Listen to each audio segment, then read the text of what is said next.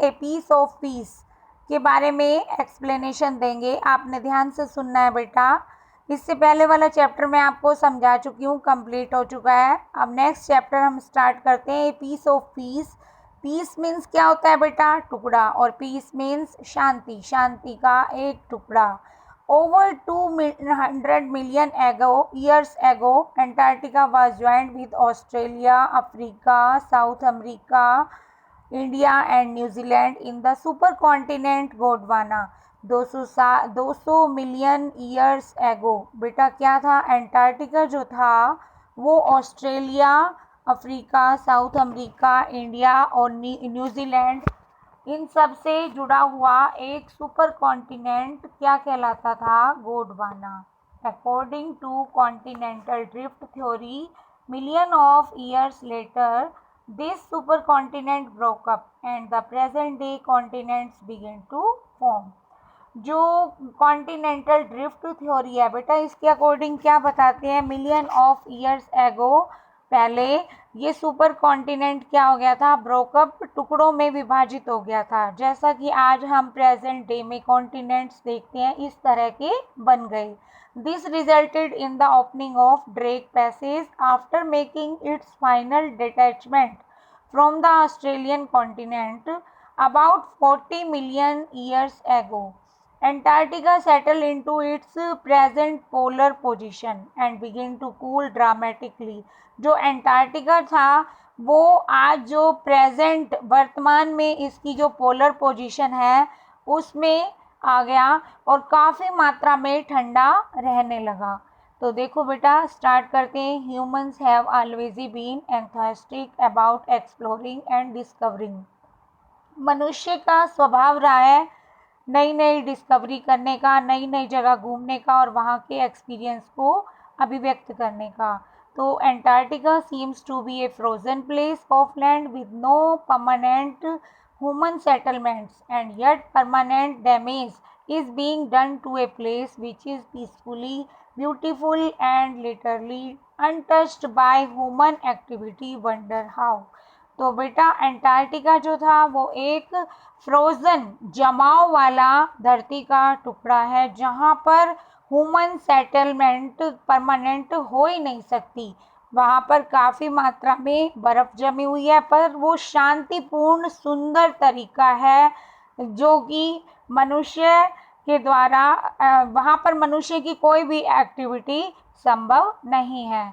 तो Captain Cook was the first person to cross the Antarctic circle. Captain Cook जो थे वो पहले व्यक्ति थे जिन्होंने एंटार्क्टिक सर्कल को क्रॉस किया, पार किया। कुक्स expedition sailed 109 500 kilometre and penetrated further south than anyone before.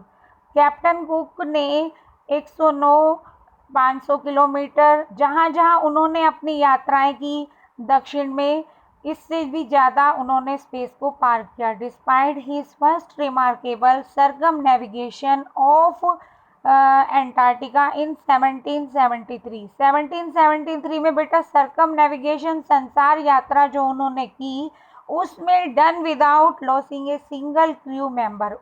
जितने मेंबर गए थे वो सारे के सारे सकुशल वापस लौटे, किसी का भी कोई नुकसान नहीं हुआ। Cook failed to find the southern continent itself.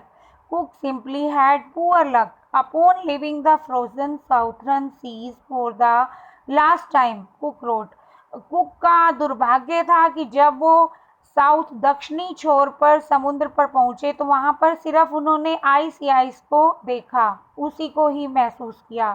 Thick fogs, cook क्या लिखते हैं? thick fogs, snowstorms, intense cold and every other thing that can render navigation dangerous one has to encounter, and these difficulties are greatly heightened by the inexpressible horrid aspect of the country. A country doomed by nature never wants to feel the warmth of the sun rays, but to lie forever buried under everlasting snow and ice. वहाँ पर क्या थी बेटा? Thick fogs, काफ़ी मात्रा में कोहरा छाया हुआ था, बर्फ़ भरे बर्फीले तूफान, बहुत अधिक मात्रा में ठंड और ऐसी डेंजर पोजीशन कि मनुष्य वहाँ पर एनकाउंटर कर दे, ऐसी विषम परिस्थितियों का सामना ना कर पाए, इस तरह का वो कंट्री है जहाँ पर डूम्ड बाय नेचर, प्रकृति से अंधकार में है और वहाँ पर सनरेज तो कभी महसूस ही नहीं की गई, सूर्य की किरणों की गर्मी तो कभी महसूस ही नहीं करी गई और वहाँ पर काफ़ी मात्रा में बर्फ़ ही बर्फ़ चारों तरफ थी। Other explorers had a different point of view, जो वहाँ पर दूसरे घूमने वाले लोग जाते हैं उन्होंने अपने अपने पॉइंट्स अलग तरीके से दिए हैं। Those who have set foot on frozen continent have been away inspired by its beauty and tranquillity, जो जिन्होंने उस बर्फ़ पर कदम रखे उस कॉन्टिनेंट पर, वो उसकी सुंदरता से इतने प्रभावित हो गए कि मोटिवेटेड हुए। On one of the student expeditions on ice, Mohit Agrawal of class 11th described an experience of a lifetime as he calls it। इसमें एक एक्सपीरियंस +1 क्लास के मोहित अग्रवाल का भी है, जो लिखता है कि उसकी ज़िंदगी का बहुत सुहाना एक्सपीरियंस था जब उन्होंने इस कॉन्टिनेंट की यात्रा की।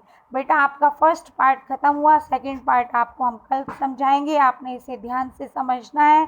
Thank you, have a nice day. मेरे चैनल को सब्सक्राइब करना है, मेरी वीडियो को लाइक करना है।